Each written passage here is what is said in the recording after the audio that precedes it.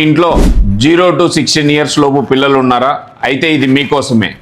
ఈ మధ్య కాలంలో స్వర్ణ బిందు ప్రాశన అనేది అందరూ వింటూనే ఉంటారు. ఇది ఒక అద్భుతమైన ఆయుర్వేద వ్యాధి నిరోధక శక్తిని పెంచుకునే ఒక అద్భుతమైన విధానం.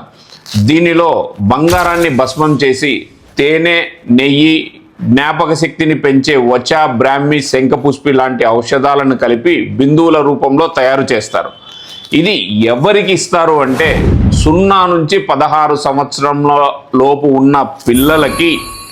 దేనికోసం ఇస్తారు అంటే వ్యాధి నిరోధక శక్తి పెరగడానికి, జ్ఞాపక శక్తి, తెలివి పెంచుకోవడానికి, ఫిజికల్ స్ట్రెంగ్త్ పెరగడానికి, సరైన బాడీ గ్రోత్ రావడానికి ప్రధానంగా ఇవ్వడం జరుగుతుంది.